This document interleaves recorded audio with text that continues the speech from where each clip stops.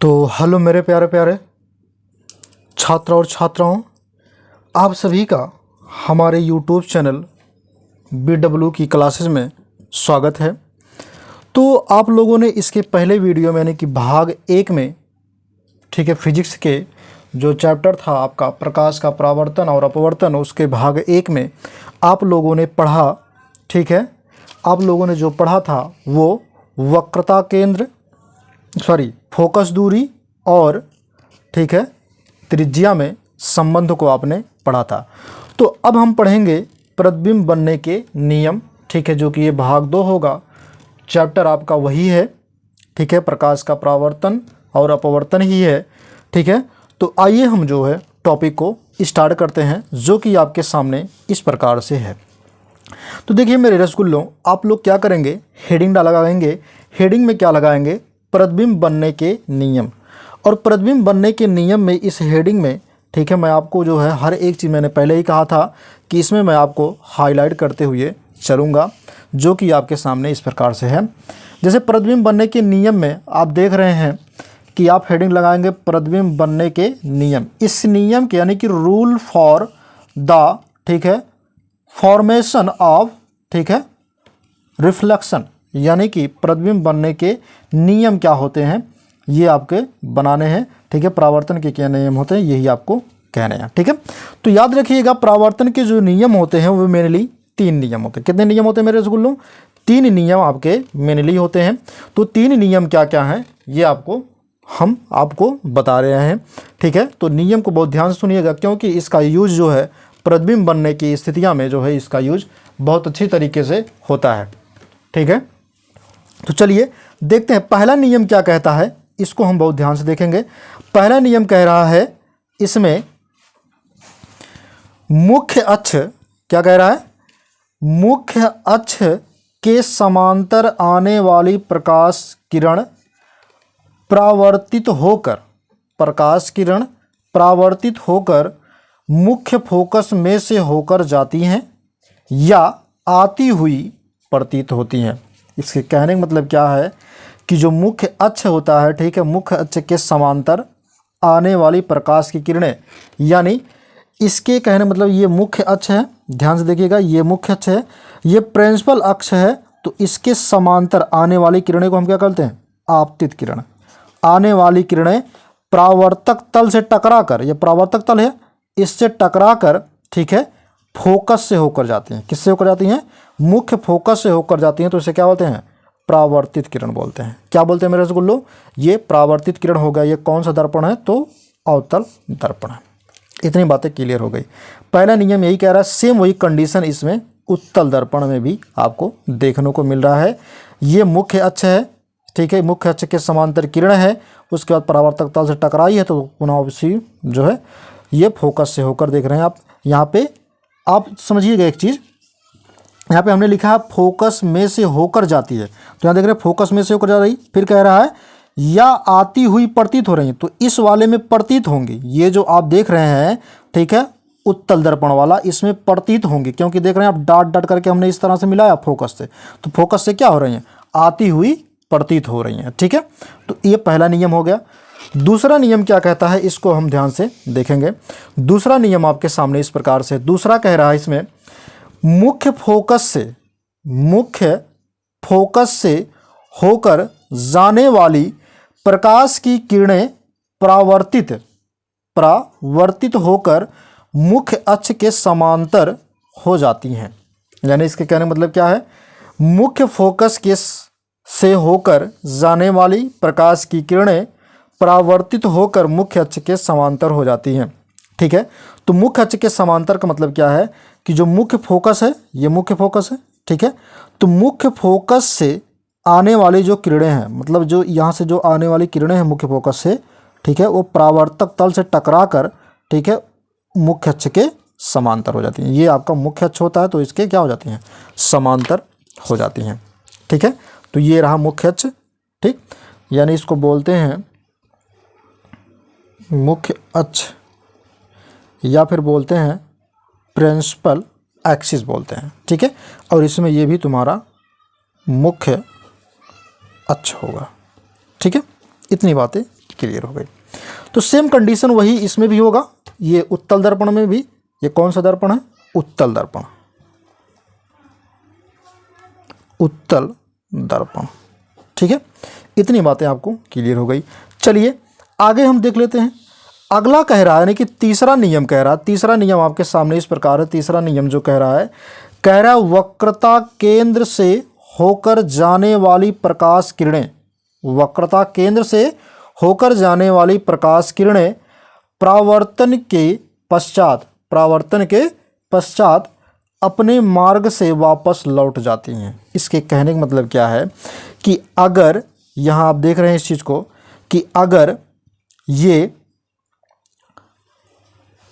वक्रता केंद्र है, ये वक्रता केंद्र, इसका वक्रता केंद्र ये होगा। ठीक है, जब प्रकाश की किरणें वक्रता केंद्र से होकर आएंगी तो परावर्तन से टकराकर पुनः उसी माध्यम में वापस लौट जाएंगी। ये प्रकाश की किरणें आ रही हैं। ठीक, यही चीज़ सेम इसमें भी दर्शाया गया है। ये कौन सा दर्पण होगा और ये कौन सा दर्पण होगा? तो इस दर्पण को बोलेंगे हम, ठीक है, अवतल दर्पण, और इस दर्पण को बोलेंगे हम उत्तल दर्पण। ठीक है, तो इतनी बातें आपको क्लियर हो गई। सेम कंडीशन वही इधर भी हो रहा है। देखिए इधर प्रतीत हो रही हैं, ठीक है, वक्रता केंद्र से, और ये प्रकाश की किरणें आई हैं। आने के बाद क्या हुआ? पुनः उसी माध्यम में वापस लौट गई हैं और ये प्रतीत हो रही हैं कि वक्रता केंद्र से ये जा रही हैं। ठीक है, तो आपको तीनों नियम पता चल गया, जो कि आपके तीनों नियम का जो है ये ज्ञात होना बहुत ही आवश्यक होता है, क्योंकि भैया इसका यूज जो है आपके प्रतिबिंब के बनने के नियम में जो है बहुत महत्वपूर्ण भूमिका ये निभाते रहते हैं। तो चलिए, जब आपने प्रतिबिंब के नियम को पढ़ लिया, उसके बाद हम क्या करते हैं, अब आगे हम पढ़ते हैं। ठीक है, एक चीज़ पहले भाग में जो है एक चीज़ कुछ मैंने मतलब लिखा था, परावर्तित किरण। ठीक है, आप उसमें देखेंगे, ठीक है, जो कि क्या था उसमें मैं आपको बता दूं, एक टॉपिक था जिसमें बोलते हैं प्रकाश के परावर्तन। उसमें हमने लिखा था परावर्तित क्या होता है, परावर्तन कोण। तो हमने परावर्तित पढ़ दिया था, तो ध्यान रखिएगा उस चीज़ को। ठीक है, वो परावर्तन कोण ही होता है। ठीक है, तो मेरे रसगुल्लों इतनी बातें आप याद रखिएगा। चलिए अगले देख लेते हैं आपका। ठीक है, अब इसका यूज हम करते हैं किस में? तो अवतल दर्पण में करते हैं, क्योंकि उत्तल दर्पण का आप में जिक्र नहीं किया गया है। अब हम इसका यूज कर करके, इन तीनों नियमों का यूज करके, ठीक है, हम क्या करेंगे, अब अवतल दर्पण द्वारा प्रतिबिंब के बनने के नियम को हम देख लेते हैं। ठीक है, जो कि बहुत ही इंपॉर्टेंट है, वो आपके ही पेपर में पूछे जाने वाले क्वेश्चन उससे पक्का बनेंगे। ठीक है, तो आइए ज़्यादा देर ना करते हुए हम उसको जो है देख लेते हैं, जो कि आपके सामने है इस प्रकार से। ठीक है, आप देख पा रहे हैं, तो मैं इसको हटा दे रहा हूं। ठीक है, आप यहां देख पा रहे हैं कि हमने जो हेडिंग डाला है, ठीक है, यहाँ पे हेडिंग हमने लिख दिया है, जो कि है यहाँ पे अवतल दर्पण द्वारा प्रतिबिंब का बनना। क्या है? अवतल दर्पण द्वारा प्रतिबिंब का बनना। ठीक है, यानी कि फॉर्मेशन ऑफ इमेज बाय, ठीक है, concave mirrors. Formation of image by concave mirror होता है। अगर हम इसकी बात करें तो सबसे पहले यानी कि अवतल दर्पण द्वारा प्रतिबिंब का बनना, इसमें 6 स्थितियां होती हैं। तो जो 6 स्थितियां होती हैं उसी के बारे में हमको जिक्र करना है। तो 6 स्थितियों को हम देख लेते हैं मेरे प्यारे रसगुल्लों। ठीक है, मेरे टुन्ना मुन्ना, 6 स्थितियां क्या क्या होती हैं, तो उसमें से पहली स्थिति की आप हेडिंग लगाएंगे, जो कि आपके सामने है। ठीक है, पहला स्थिति क्या कह रहा है? जब वस्तु अनंत दूरी पर हो। जब वस्तु अनंत दूरी पर हो, यह पहला स्थिति है। यानी कि when the object is at, ठीक है, infinite, ठीक है, डिस्टेंस, दूरी पर हो। डिस्टेंस मतलब होता है दूरी, इनफाइनाइट मतलब अनंत होता है। ठीक है, इतनी बातें क्लियर हो गई। तो हमने फिगर जो है इस तरह से बनाया है। जब कोई वस्तु अनंत पर रखते हैं तो हमने यहाँ पे अनंत एक वस्तु है, इस चीज़ को हमने एक वस्तु रखा है, यानी कि ओ डैश हमने एक वस्तु रख दिया है। अब इस वस्तु से, ठीक है, यहाँ से जो किरणें आ रही हैं, एक हमने उसका प्रयोग किया था ना, तो पहले नियम का जो प्रयोग करेंगे, आपको पता है ना कि वक्रता केंद्र से जो भी किरणें आएंगी, हमने क्या कहा था, पहले इसमें जो है तीसरे नियम में हमने क्या कहा था, ध्यान से देखिएगा इसमें, इस नियम को हमने कहा था कि वक्रता केंद्र से जो भी किरणें आएंगी वो पुनः उसी माध्यम में वापस लौट जाएंगी। तो वही चीज़ मैं आपको इधर समझा रहा हूँ, यानी जब प्रकाश की किरणें जो है आ रही हैं वक्रता केंद्र से तो पुनः उसी माध्यम में वापस लौट जा रही हैं। आप देख रहे हैं कि एरो हमने इस तरह से और इस तरह से बनाया, ठीक है। अब उसके बाद हमने क्या कहा था, पहला नियम इसमें और चीज़ कहा था कि अगर दूसरा नियम इसमें जो हमने दिया था कि अगर कोई भी किरण फोकस से होकर जाती है, फोकस से होकर अगर जाती है तो परावर्तन के पश्चात मुख्य अक्ष के समांतर हो जाती है। हमने ये भी नियम में कहा था, ठीक है। तो देखिए यहाँ पे आप देख रहे हैं कि ये किरण क्या हो रही है, फोकस से होकर जा रही है और परावर्तन के पश्चात मुख्य अक्ष के समांतर हो रही है। ये क्या है, ये मुख्य अक्ष है, जो कि आपको पता होना चाहिए, ठीक है। ये क्या है, ये मुख्य अक्ष है, ठीक। इतनी बातें आपको समझ में आ गई। तो मेरे रसगुल्लों, अगर हम बात करें ये कौन सा दर्पण है, तो ये होता है आपका, ठीक है, कॉनकेव होता है। क्या होता है, कॉनकेव, जिसको बोलते हैं अवतल दर्पण बोलते हैं, ठीक है। तो कॉनकेव में ये M1 M2 है, ये ध्रुव P है, जो कि ध्रुव P को क्या बोलते थे, ये ध्रुव हो जाता है, यानी कि P को क्या बोलते थे हम, ध्रुव बोलते थे, ठीक है, जिसको बोलते थे पोल, क्या बोलते थे, पोल बोलते थे, ठीक है। तो इतनी बातें क्लियर हो गई। अब देखते हैं, जब ये जहाँ पे ये कटान बिंदु है, जहाँ पे ये कटान बिंदु आप देख रहे हैं, ये वाले बिंदु को, ठीक है, ये वाले बिंदु को, तो हमने इसको और यहाँ यफ से मिलाया। जब हमने यहाँ कटान बिंदु से और यफ को मिलाया तो आई डैश एक जो है प्रतिबिंब हमको मिल रहा है। आई डैश हमको क्या मिल रहा है, ये प्रतिबिंब मिल रहा है। तो ये क्या है, ये प्रतिबिंब है, क्या है, प्रतिबिंब है। तो हमें क्या करना होता है, प्रतिबिंब की स्थिति हमको बतानी होती है। इस इमेज को देखते हुए हमें प्रतिबिंब की स्थिति हमको बतानी होती है, जो कि हमने यहाँ पे लिख दिया है। तो सबसे पहले अगर हम बात करें, यहाँ पे ध्यान रखिएगा, प्रतिबिंब जो बन रहा है वो आपको दिखाई देगा, यानी कि क्या होगा, वो रियल होगा, यानी कि प्रतिबिंब क्या बन रहा है, दिखाई दे रहा है, यानी कि क्या होगा, वास्तविक, यानी कि रियल इमेज होगा। उसके बाद अगर हम बात करें ये कैसा है, तो वस्तु तुम्हारा सीधा रखा है तो वस्तु का उल्टा प्रतिबिंब बन रहा है, तो यानी कि क्या होगा, ये उल्टा प्रतिबिंब बनेगा, यानी कि रिवर्स प्रतिबिंब बनेगा। उसके बाद क्या है, वस्तु से बहुत छोटा है, यानी कि वस्तु इतना बड़ा लिए हैं हम और प्रतिबिंब कितना बन रहा है, छोटा सा बन रहा है, तो वस्तु से बहुत छोटा बनेगा, ठीक है। तो मच स्मॉलर, ठीक है, स्मॉलर देन द ऑब्जेक्ट, ठीक है, यानी कि वस्तु से बहुत छोटा बनेगा, ठीक है। उसके बाद क्या होगा यहाँ पे, ठीक है, अब कहाँ पे बन रहा है, तो मुख्य फोकस पर बन रहा है। तो कहाँ पे बन रहा है, मुख्य फोकस पर बनेगा, यानी कि on the main focus, on the main focus पर ये बन रहा है, ठीक है, जो कि पहला स्थिति आपके सामने ये हो गया। चलते हैं दूसरा स्थिति देखते हैं। तो दूसरा स्थिति आपके सामने इस प्रकार से है, जो कि आप देख पा रहे हैं, यानी कह रहा है इसमें दूसरा, जब वस्तु अनंत और वक्रता केंद्र के बीच हो, यानी कि when the object is between infinite and the, ठीक है, centre of curvature, centre of curvature, यानी कि वक्रता केंद्र के बीच में हो। अब पहले हमने यहाँ पे रखा था, समझने का प्रयास कीजिए, मैं आपको समझा दे रहा हूँ, ठीक है। पहले हमने अनंत पर रखा वस्तु को, ठीक है। अब वस्तु को अनंत से हटा दे रहे हैं, ठीक है। तो अनंत और वक्रता केंद्र के बीच में वस्तु को रख रहे हैं। जब इसके बीच में वस्तु को रख रहे हैं तो याद रखिए यहाँ पे इस तरह से जब वस्तु को रख रहे हैं कि ओ डैश हमने एक वस्तु को रखा, तो आपको पता है कि पहली स्थिति में मैंने क्या कहा था इसमें तीसरे वाले नियम में प्रतिबिंब के बनने के जो नियम समझाए थे हमने, ठीक है, उसमें कहा था कि यदि कोई प्रकाश की किरण किसी वस्तु से वक्रता केंद्र से होकर जाती है तो पुनः उसी माध्यम में वापस लौट जाती है। और ये भी हमने कहा था यदि मुख्य अक्ष के समांतर, ये पहला नियम था, यदि मुख्य अक्ष के समांतर कोई भी किरण आती है तो परावर्तन के पश्चात, ठीक है, मुख्य फोकस से होकर गुजर जाती है, जो कि आपको दिखा दे रहे हैं, ठीक है। पहला नियम यही है, जो कि हमने क्या कहा था, मुख्य अक्ष के समांतर यदि कोई भी किरण आती है तो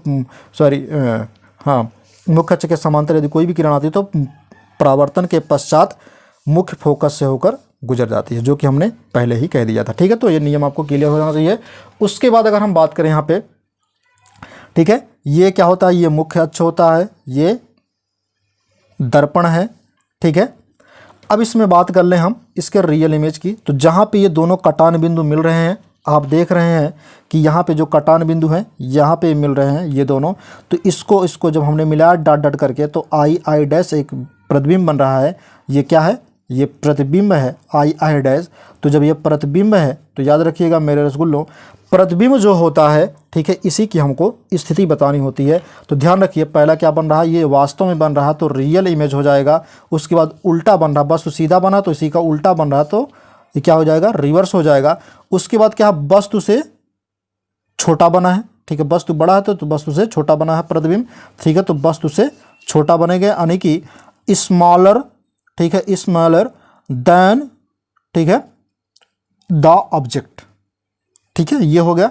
उसके बाद अगर हम बात करें इसका, ये किसके किसके बीच बन रहा है? तो वक्रता केंद्र और मुख्य फोकस के बीच बन रहा है, यानी कि एफ और सी, यानी कि वक्रता केंद्र और मुख्य फोकस के बीच बन रहा है, यानी कि बिटवीन एफ एंड सी के बीच में बन रहा है, ठीक है। ये चीज़ हो गया दूसरा नियम, दूसरा प्रतिबिंब बनने की स्थिति में। आ जाते हैं, देखते हैं तीसरा क्या कह रहा है, उसको समझ लेते हैं। तीसरा आपके सामने जो है इस प्रकार से है। अब इसमें क्या चीज़ कहा है इसको जरा हम देखते हैं। तीसरे में कह दिया है, ठीक है, तीसरे में जो कहा है उसको हम बहुत ध्यान से देखेंगे। तीसरे में कहा है हेडिंग, जब वस्तु वक्रता केंद्र पर हो। पहले क्या था? वह अनंत और वक्रता केंद्र के बीच था। अब हमने क्या किया? वस्तु को ही वक्रता केंद्र पर लाके खड़ा कर दिया, यानी कि वस्तु हमने यहाँ से यहाँ को रखा, यानी कि ओ और डैश हमने वस्तु को रख दिया, ठीक है। तो आपको पता है कि यदि कोई भी किरण मुख्य अक्ष के समांतर जाती है तो परावर्तन के पश्चात मुख्य फोकस से होकर गुजरती है, ठीक है। अब उसके बाद हमने क्या बताया था कि यदि कोई भी किरण मुख्य फोकस से होकर जाती है तो परावर्तन के पश्चात, ठीक है, मुख्य अक्ष के समांतर हो जाती है, जो कि हमने बनाया। तो याद रखिए, ये हमने प्रतिबिंब को मिलाया यहाँ से, ठीक है। तो जहाँ पे कटान बिंदु है, यहाँ पे कटान बिंदु था तो हमने इसको डॉट डॉट करके यहाँ से मिलाया। जब हमने इसको डॉट डॉट करके यहाँ से मिलाया तो ये आई आई डैश तुम्हारा क्या हुआ? आई आई डैश, ये प्रतिबिंब बना। क्या बना? ये प्रतिबिंब बना, ठीक है।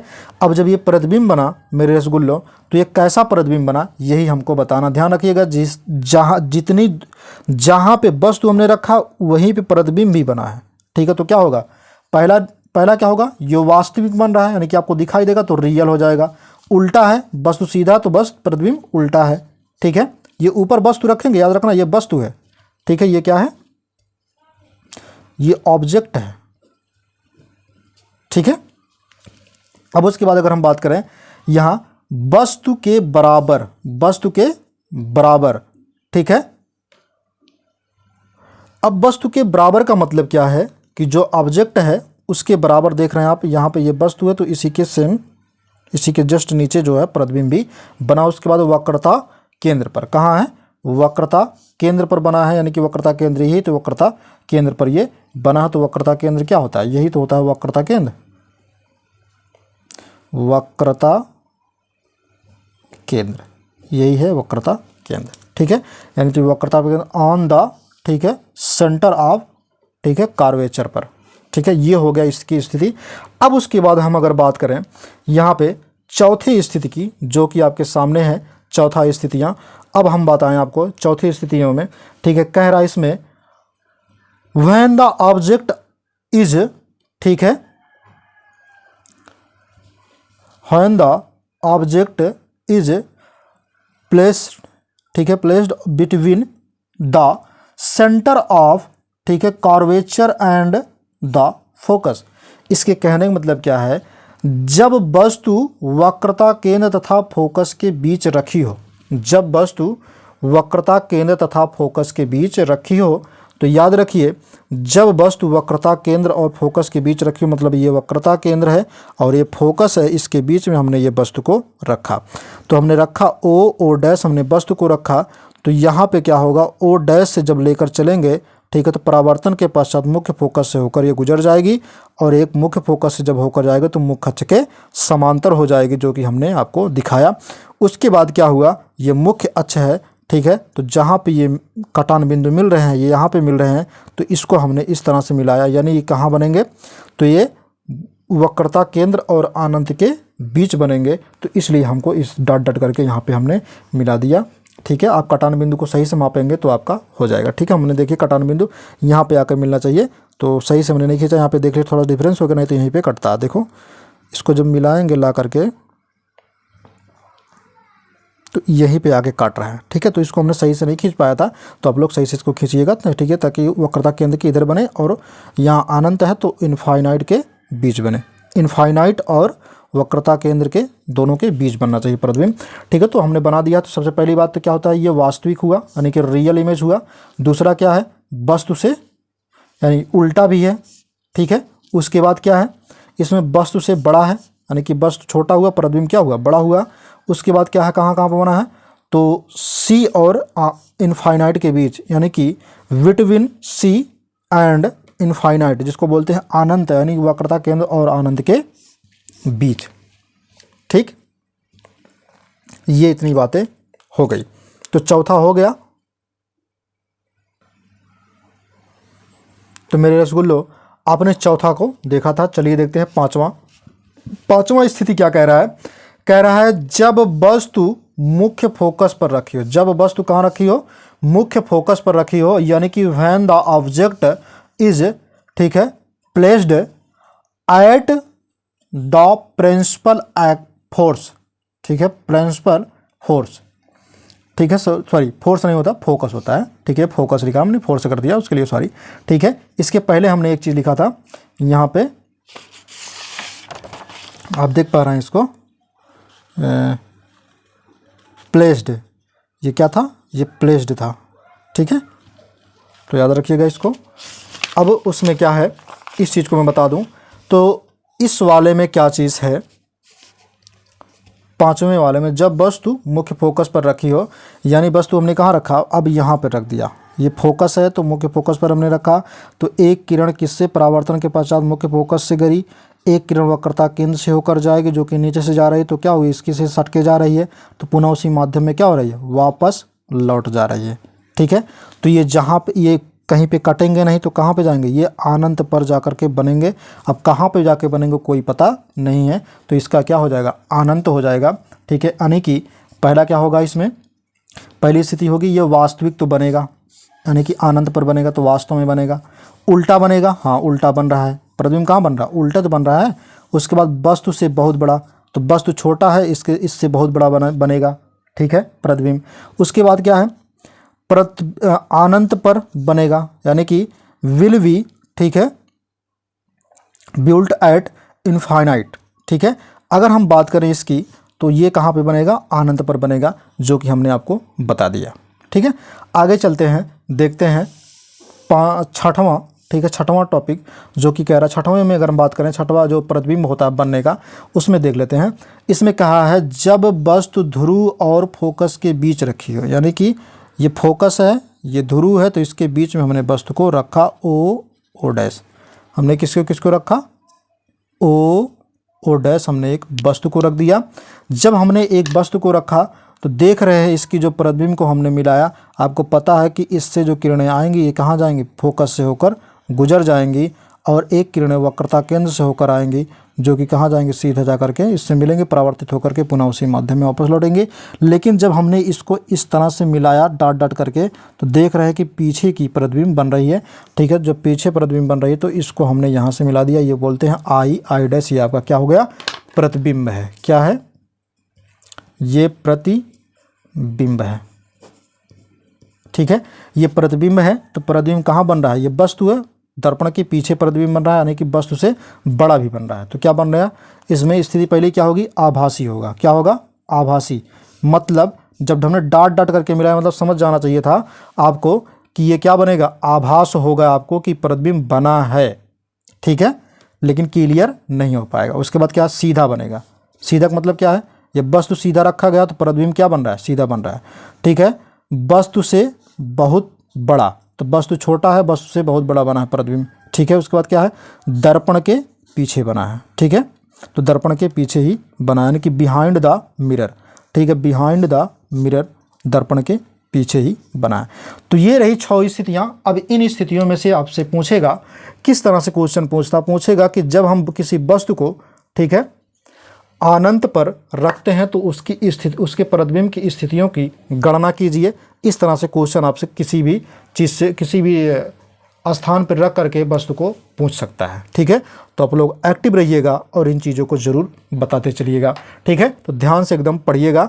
ठीक है, और मन लगा के पढ़िएगा, क्योंकि वक्त को निकलते हुए टाइम ज़्यादा समय नहीं लगता। ठीक है मेरे रसगुल्लों, कुछ लोग ऐसे भी हैं जो सोचते हैं कि सोते सोते हमारा काम हो जाएगा। तो मेरे रसगुल्लों ध्यान रखिएगा, सोने से कुछ नहीं होता, आपको काम करना ही करना पड़ेगा। ठीक है, हमेशा अपने टाइम के लिए, ठीक है, कहीं पर वेस्ट टाइम मत कीजिए, क्योंकि आप लोग बोर्ड के विद्यार्थी हैं। अगर टाइम वेस्ट करेंगे तो आपका क्या होगा, आप ही का नुकसान होगा, किसी दूसरे का नुकसान नहीं होगा। इसलिए हम कहते हैं वक्त दिखाई नहीं देता पर बहुत कुछ दिखा देता है। वक्त दिखाई नहीं देता पर बहुत कुछ दिखा देता है। अपनापन तो हर कोई दिखाता है, पर अपना कौन है ये वक्त बता देता है। ठीक है, तो मेरे रसगुल्लों, अगर आप पढ़ेंगे लिखेंगे तो आप अच्छे से नंबर लेके आएंगे, तो हर कोई कहेगा कि हाँ मेरा जो है, मैं जानता था कि ये पढ़ने में ठीक ठाक है। ठीक है, ये अच्छा नंबर लेके आएगा। लेकिन अगर वहीं आप पढ़ने में थोड़ा, ठीक है, पढ़ने में ठीक ठाक है, फिर भी आपका नंबर अच्छा आता, तो कहते हैं क्या पढ़ता था ये। ठीक है, कुछ भी नहीं पढ़ा होगा, इसलिए इसका नंबर कम आया। ठीक है, तो दुनिया है, दुनिया कुछ भी कहती है, बस अपना काम करते रहिए। ठीक है, और एक चीज़ याद रखिए, अपने लाइफ में परसेंटेज मायने नहीं रखता, हमेशा मायने रखता है क्या चीज़, सक्सेस। आप अपने जीवन में कितना सक्सेस हैं। ठीक है, चलिए आगे देखते हैं। अगला क्या है, अगला जो हेडिंग है आपके सामने इस प्रकार से है, तो ठीक है, जो कि हमने आपको दिखाते हुए इस टॉपिक को चल रहे हैं। ठीक है, अब अगला हेडिंग आप लगाएंगे अवतल दर्पण के उपयोग। ठीक है, अवतल दर्पण के उपयोग क्या है कि यूज ऑफ कॉनकेव मिरर। ठीक है, तो सबसे पहली बात तो थोबड़ा देख लिया। ठीक है, अगर देखा कोई करिया है, कुज्जर है, गुरार है, का भाई प्राइमर वाइमर लगाओ रही, तो थोबड़ा हम देख देख के लगाए हैं। ठीक है, तो इसलिए पहले काम तो वही हो गया। अब उसके बाद देखो हम पॉइंट वाइज पॉइंट चलते हैं, इसके बारे में भी आपको जानकारी होनी चाहिए, क्योंकि इसमें पूछता है, इससे नंबर पूछ लेता है। ठीक है, तो याद रखिएगा, इसमें से क्वेश्चन बन के भी आ सकते हैं। ठीक है, तो चलते हैं, देखते हैं, और जानकारी भी आपको होनी चाहिए। तो सबसे पहले अगर हम बात करें इसमें अवतल दर्पण, अवतल दर्पण का प्रयोग डॉक्टर जो होते हैं वो आँख, नाक, दांत, गले में, ठीक है, तथा ETC का निरीक्षण, निरीक्षण का मतलब उसकी जाँच करने के लिए, ठीक है, जाँच करने के लिए प्रयोग में लाते हैं। ठीक है, कौन से दर्पण, तो अवतल दर्पण के लिए। फिर उसके बाद क्या है, अवतल दर्पण का प्रयोग चेहरे का बड़ा, सीधा व आभासी प्रतिबिंब देखने के लिए किया जाता है। यानी कि अपने थोबड़वा को देखने के लिए, ठीक है, अवतल दर्पण का प्रयोग करते हैं। ठीक है, आप कैसे हैं, ठीक है, उसके लिए जो है शीशे में आप देखते हैं अपने आप को कि आप कैसे दिख रहे हैं उसमें।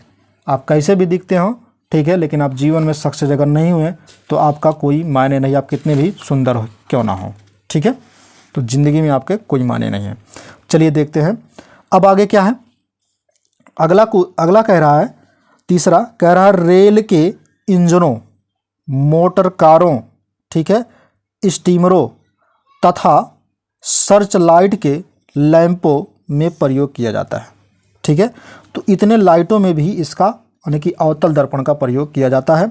उसके बाद है सौर भट्ठियों में इसका प्रयोग किया जाता है, जो सौर ऊर्जा होते हैं, ठीक है, उसमें भी जो उसकी जो भट्ठियाँ बनाई जाती है उसमें भी इसका प्रयोग किया जाता है, तो अवतल दर्पण का। उसके बाद क्या है, परावर्तक सूक्ष्मदर्शी, परावर्तक सूक्ष्म, ठीक है, दूरदर्शी, सॉरी सूक्ष्मदर्शी मैंने कह दिया, तो दूरदर्शी है, परावर्तक दूरदर्शी में प्रयुक्त किया जाता है, परावर्तक दूरदर्शी में प्रयुक्त किया जाता है, सूक्ष्मदर्शी में लेंस का उपयोग किया जाता है।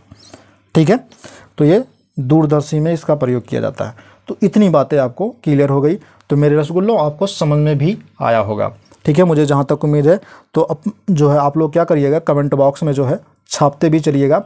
ठीक है, अगर आप लोगों को समझ में आया है तो आप लोग लिख दीजिएगा yes yes yes yes, comment box में आप लोग लिख दीजिएगा यस यस यस। ठीक है, तो चलिए आगे देखते हैं। अगला जो कह रहा है इसमें, हाँ ये तो रहा अवतल दर्पण, उसके बाद बात कर लेते हैं उत्तल दर्पण।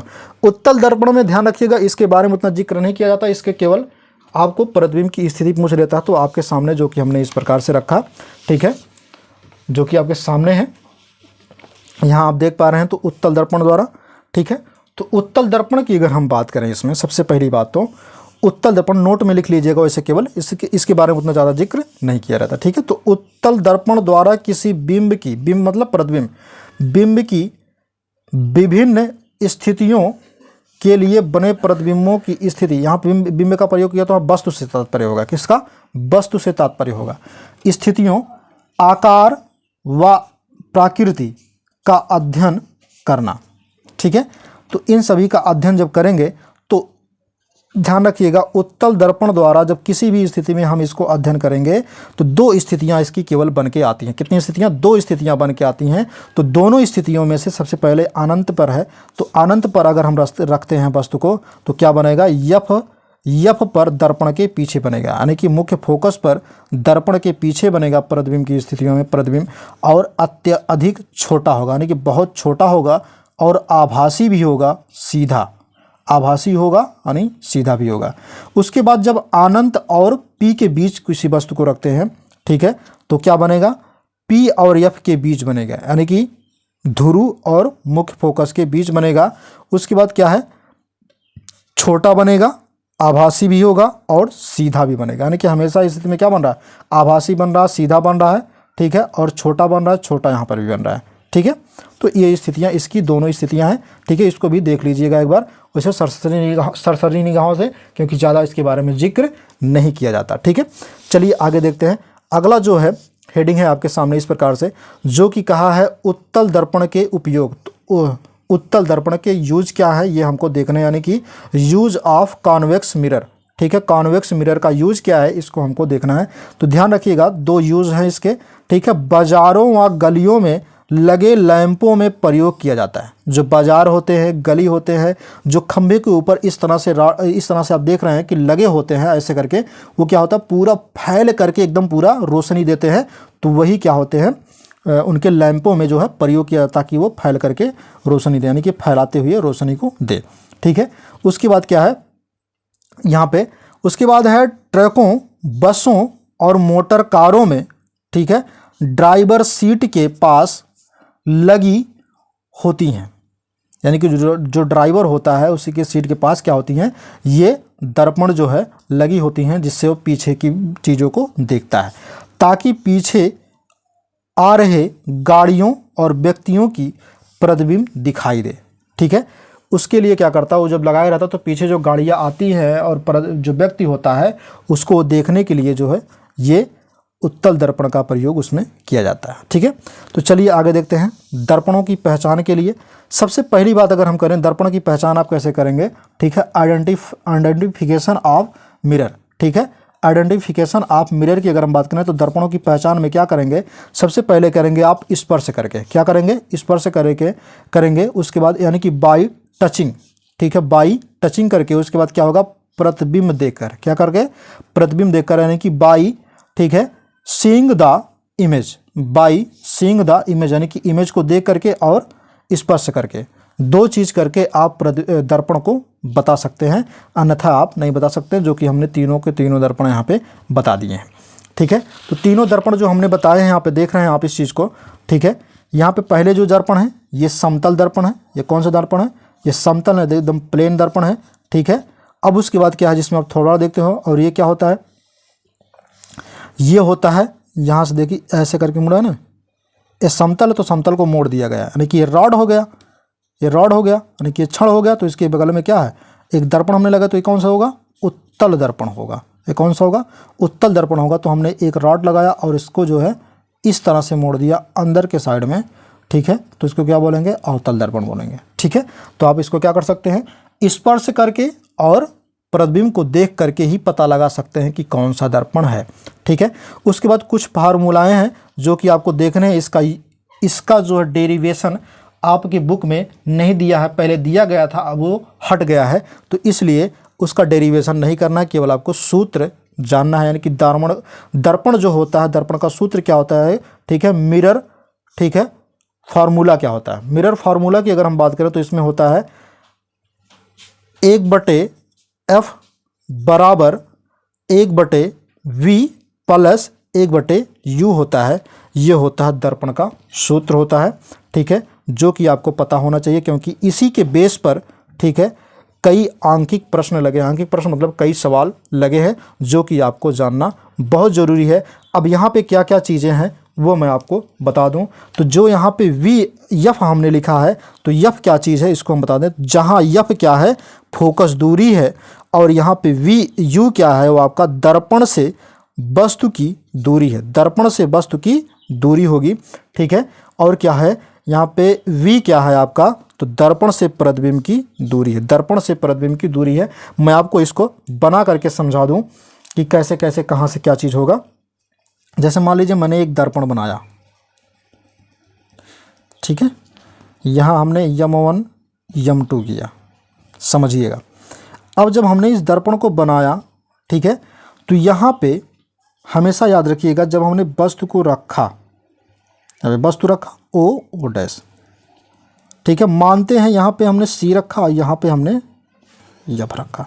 जब इसकी किरण मुख्य अक्ष के समांतर जाएंगे तो पुनः उस मुख्य फोकस से जाएंगी, और क्या होंगी, जब मुख्य फोकस से कोई भी किरण आएगी तो परावर्तन के पश्चात क्या होगी, ये मुख्य अक्ष के समांतर हो जाएंगी। ये चीज़ हमने बताया, ठीक है। अब ध्यान दीजिए, ध्यान देने वाली बात क्या है इसमें, इस चीज़ को ध्यान रखिएगा। हमने क्या कहा कि वक्रता के यानी कि वस्तु यहाँ हमने रखा, इसको हमने क्या रखा, वस्तु रखा। अब यहाँ पे ये प्रतिबिंब बनेगा, तो ये क्या है, प्रतिबिंब बनेगा। जो ये प्रतिबिंब बना और ये वस्तु बना, ठीक है, तो ध्यान रखिएगा वस्तु से लेकर के, तो यहाँ वस्तु है, ठीक है, यहाँ पे यहाँ ये वस्तु है और यहाँ क्या है, दर्पण है।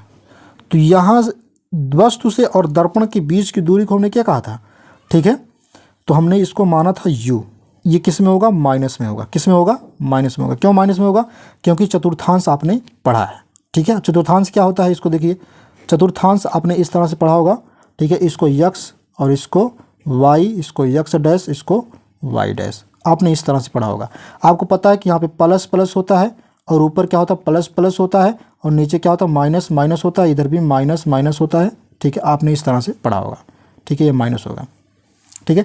तो ध्यान रखिए जब इसको चतुर्थांश के रूप में इस तरह से बनाएंगे तो ये डॉट डॉट करके इधर आएगा, यानी इस साइड आ रहा है तो इधर से इस साइड में क्या आ रहा है, माइनस आ रहा है, इस साइड माइनस आएगा, इस साइड क्या आएगा, तुम्हारा प्लस आएगा, ऊपर की तरफ प्लस आएगा, नीचे की साइड क्या आएगा, वो भी माइनस में आएगा, ठीक है। अब इसमें क्या चीज़ है, ये तो चल गया यू का पता, ठीक है। अब वी बताते हैं, तो वी हमने क्या कहा था, जो प्रतिबिंब होता है, ठीक है, प्रतिबिंब ये है, तो प्रतिबिंब यहाँ बना है, ठीक है, और ये यहाँ बना है, वस्तु और प्रतिबिंब और दर्पण के बीच की दूरी क्या था, माइनस वी था। उसके बाद क्या है, यफ क्या है, फोकस दूरी है, यफ क्या, फोकस दूरी है। तो यहाँ से लेकर के यहाँ तक के बीच की जो दूरी है वो क्या है, फोकस दूरी है, यानी कि ये भी तुम्हारा माइनस में एफ ही होगा, ठीक। तो हमने इतना बता दिया। अब उसके बाद लेकिन अगर हम बात करें, ये अवतल दर्पण की है, लेकिन अगर उत्तल दर्पण की बात करें तो इसमें चीज़ें क्या होंगी, ये ठीक है प्लस में हो जाएंगी, केवल किसको छोड़ करके, तो वो हो जाएंगे फोकस दूरी को, ठीक है। इतनी बातें क्लियर हो गई। चलिए देखते हैं, अब कुछ चीज़ें ऐसी हैं जो कि आपके सामने, इसमें कुछ और भी डेफिनेशन है जो कि आपके सामने इस प्रकार से हैं, जिसको हमने क्या कहा, मैग्नीफिकेशन कहा, यानी कि आवर्धन और रेखीय आवर्धन दोनों एक ही होता है। रेखीय आवर्धन या फिर आवर्धन आप हेडिंग लगाएंगे, उसके बाद इसके बारे में समझते हुए चलेंगे। देखिए ध्यान से, इसका डेरिवेशन भी है, लेकिन वो आपके जो है इस समय कट गए हैं, तो डेरिवेशन नहीं है, केवल आपके और क्या नाम है, सूत्र दिए गए हैं, तो सूत्र आपको केवल जानने हैं, ठीक है, डेरिवेशन इसमें नहीं दिए गए हैं, ठीक है। चलिए देखते हैं, आवर्धन किसे कहते हैं, तो ध्यान रखिएगा वस्तु की लंबाई और प्रतिबिंब की लंबाई को क्या कहते हैं, आवर्धन कहते हैं। वस्तु की लंबाई और प्रतिबिंब की लंबाई को क्या कहते हैं, आवर्धन कहते हैं, ठीक है। तो वस्तु की प्रतिबिंब की लंबाई तथा वस्तु की लंबाई के अनुपात को, ठीक है, के अनुपात को प्रतिबिंब का आवर्धन कहते हैं। इसे हम यम से प्रदर्शित करते हैं। किससे प्रदर्शित करते हैं, यम से प्रदर्शित करते हैं, ठीक है। अब समझिएगा वस्तु कौन है, प्रतिबिंब कौन है। जब हमने इस तरह से एक दर्पण बनाया, इसके पहले यहाँ पे हमने P माना, अब यहाँ पे हमने वस्तु को रखा O डैश, ठीक है। तो इसकी लंबाई इसकी लंबाई, और जो यहाँ पे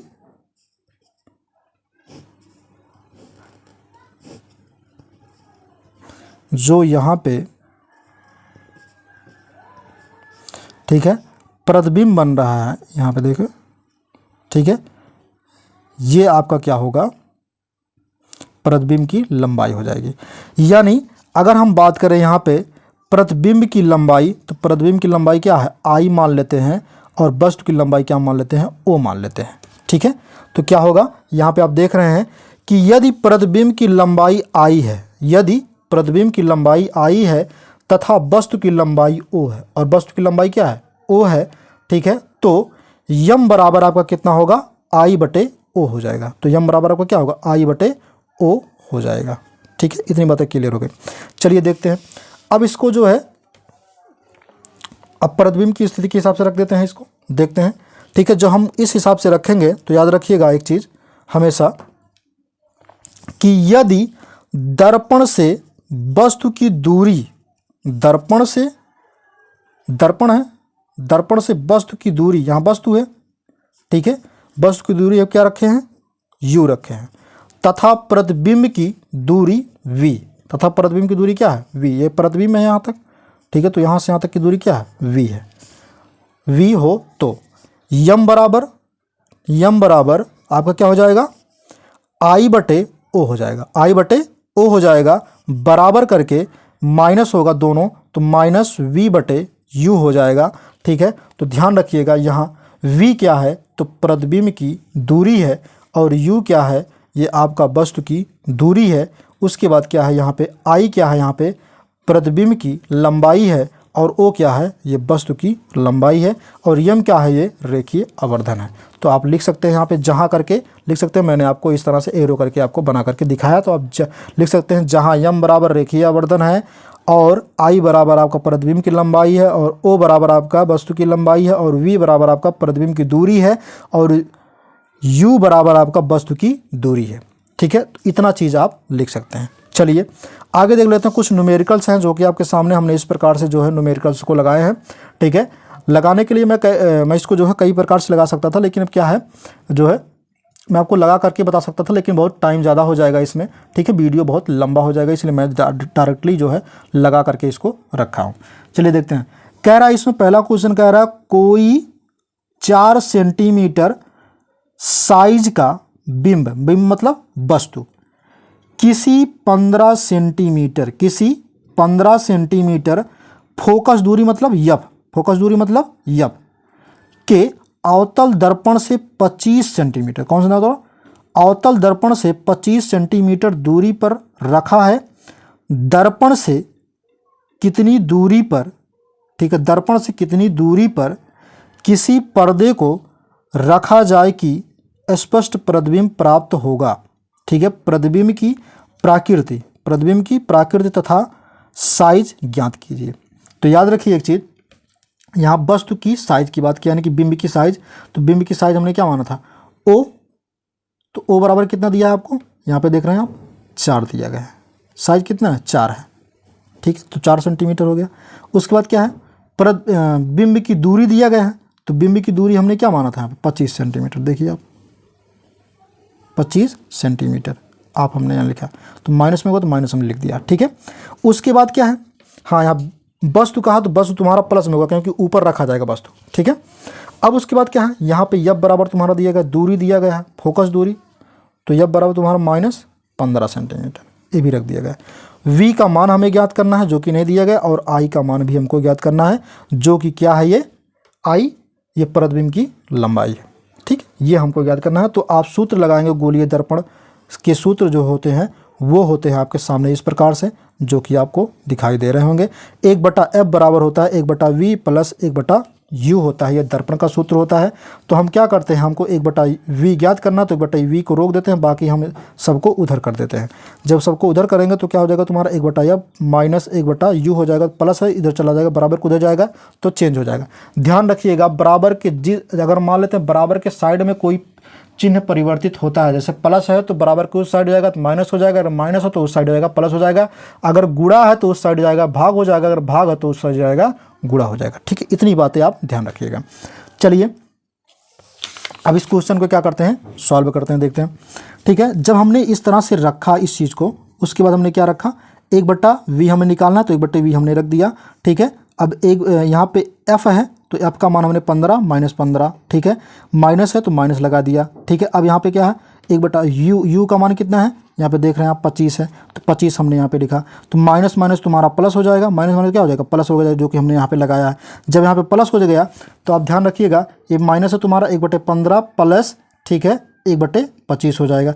जब हम इन दोनों का लासा निकालेंगे तो आएगा 75। क्या आएगा, 75। 25 और 15 का लासा निकालेंगे तो 75 आएगा। जब हम इसका गुणा, इसका जब हम भाग करेंगे, 15 से इसमें भाग करेंगे तो आएगा 5, यानी कि 15 × 5 = 75 आएगा। ठीक है, तो 5 से जब ऊपर गुणा करेंगे तो 5 × 1 = 5 हो जाएगा, तो यानी कि -5 आएगा, प्लस 25 तियाँ, ठीक है, 25 तियाँ 75 होता है, प्लस हो गया, प्लस लगाया। ठीक है, अब 3 से जब हम गुणा करेंगे एक में तो 3 × 1 = 3 हो जाएगा, तो कितना आएगा आपका, -5 + 3 हो जाएगा। ठीक है, उसके बाद 1/v बराबर तुम्हारा इतना आ गया। अब इसको क्या करते हैं, 1/v बराबर माइनस, ठीक है, इसको जब घटाएंगे तो माइनस प्लस तो घट जाएगा, तो कितना आएगा, 2, माइनस में 2 आएगा, तो -2/75 हो जाएगा। तो v बराबर तुम्हारा कितना आएगा, तो 75/2 आएगा। ठीक है, जब हम काटेंगे तो 75 को तो आएगा तुम्हारा -37.5 आएगा, जब इसको हम काटेंगे तब। ठीक है, तो -37.5 आएगा, यही तुम्हारा आंसर ये हो जाएगा। एक आंसर क्या होगा, ये स्टेप 1 था। स्टेप 2 क्या तुम्हारा है, जो कि इसमें कहा है, क्या नाम है, वो वस्तु की लंबाई ज्ञात करने के लिए कहा है। ठीक है, स्थितियाँ जो प्रतिबिंब बताने का, तो इसमें देखिए आप इस चीज़ को बहुत ध्यान से देखिए। सबसे पहले यम बराबर आपको पता है होता है, यम बराबर I/O होता है, बराबर -v/u होता है। ये सूत्र है जो कि आपको पता होना चाहिए। ठीक है, अब ये सूत्र पे क्या किया है, हम रख दिए, तो 1/4 हमने रखा। 1/4 कैसे आया, क्योंकि इसी पे हमको निकालना है, इसी पे। ठीक है, और इसको तो क्या करिए, हमने यहाँ पे 1/4 रखा। 4 क्या है यहाँ पे, तो ध्यान रखिए, हमने क्या कहा था, बिंब की साइज हमने रखा था। तो बिंब की साइज कौन होगा, O बराबर तुम्हारा कितना है, 4 है, तो O 4 हो गया, तो यानी कि I/4 बराबर तुम्हारा माइनस, ठीक है, V तुम्हारा कितना आया, जो कि आप देख रहे हैं यहाँ पे V इतना आया है। ठीक है, 37.5 आया, तो 37.5 आ गया, बटे U कितना तुम्हारा 25 है, तो माइनस माइनस तुम्हारा ये कैंसिल हो जाएगा, ये माइनस तुम्हारा कैंसिल हो जाएगा। बचेगा तुम्हारा कितना, यहाँ पे आएगा, तब भी माइनस आएगा। ठीक है, बराबर करके, ठीक है, जब बराबर किया जाएगा तो कितना आएगा तुम्हारा, तो जब हम इसको काटेंगे तो 37.25 तुम्हारा ये आ गया। ठीक है, तो I बराबर तुम्हारा कितना आएगा, जाएगा इधर भाग, तो इधर आके गुणा कर देगा, तो 37.25 × 4 हो जाएगा, बटे 25 हो जाएगा। जब हम इसका काटे पीटेंगे तो तुम्हारा कितना आएगा, ठीक है, तो तुम्हारा आ जाएगा इसमें -6 आएगा। कितना आएगा, 6 आएगा। काट पीट लीजिएगा अपना, तो यानी वस्तु कैसा बना, वास्तविक बनेगा और उल्टा भी बनेगा। ठीक है, तो इतनी बातें आपको क्लियर हो गई। चलिए देखते हैं अगला क्वेश्चन। अगला क्वेश्चन है कि दूसरा क्वेश्चन आपके सामने इस प्रकार से है, जो कि कह रहा है, किसी ऑटोमोबाइल में कोई, ठीक है, किसी ऑटोमोबाइल में पीछे का दृश्य देखने के लिए उपयोग होने वाले उत्तल दर्पण के वक्रता त्रिज्या, यानी कि R बराबर तुमको 3 सेंटीमीटर है। यदि एक बस इस दर्पण से 5 मीटर की दूरी पर स्थित है, तब प्रतिबिंब की स्थिति तथा साइज क्या होगी, ये हमको बताना है। तो आपको पता है R बराबर, पहले मैंने कहा कि 3 दिया है, और F बराबर कितना होता है, तो आपको पता है जब R बराबर 3 दिया तो F का मान कैसे निकालेंगे, तो F बराबर होता है R/2 होता है। ये सूत्र होता है संबंध में। ठीक है, वक्रता त्रिज्या और फोकस दूरी में संबंध होता है।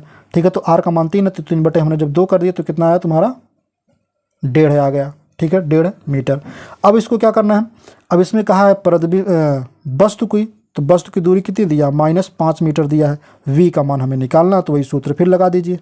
तो वही सूत्र हमने लगाया है, 1/F बराबर 1/V प्लस 1/U, या फिर इसको सुधार करके आप इस तरह से लगा दीजिए। ठीक है, हमको ज्ञात क्या करना, V ज्ञात करना, तो हमने इस तरह से लगाया। तो इस तरह से जब लिखेंगे तो 1 तुम्हारा 1.5 कौन है, तो 1.5 तुम्हारा क्या आ गया है, 1.5 तुम्हारा F आ गया। तो 1/F बराबर तुम्हारा क्या हो जाएगा, 1/F के स्थान पर तुम्हारा 1.5, ठीक है, प्लस है, प्लस माइनस तुम्हारा प्लस हो जाएगा फिर। ठीक है, अब ध्यान रखिएगा इस चीज़ को, 1/5 आएगा तुम्हारा। ठीक है, यहाँ पे U 5 आ गया। ठीक है। अब क्या है, जब यहाँ पे 5 आएगा तो इन दोनों का लासा निकालेंगे, कितना आएगा 7.5 आएगा, ठीक है। जब 7.5 आएगा तो 15 से भाग देंगे तो तुम्हारा आएगा कितना, यहाँ पे 5 आएगा, गुणा करने के पर 5 आ जाएगा, ठीक है। फिर इसके बाद 5 से जब इसमें भाग देंगे, फिर ऊपर जितना आएगा भाग देने पर उतना गुणा कर देंगे, उतना तुम्हारा कितना आएगा 15, ठीक है, यानी कि 1.5 आएगा। जब 1.5 आएगा प्लस कैसे आएगा, तो प्लस माइनस माइनस का कितना हो जाएगा, प्लस हो जाएगा, ठीक है। जब इसको जोड़ेंगे तो आएगा कितना 75, कितना आएगा 75, ठीक है। जब इसमें 75 आएगा, 1 मिनट, इसको हम क्या करते हैं पहले गुणा करके देखते हैं।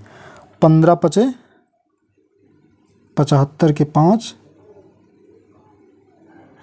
15 पचे 75, ठीक है, 7 आ गए, तो ये 5 हो गया, 5 1 6 हो जाएगा। ओ, ठीक है।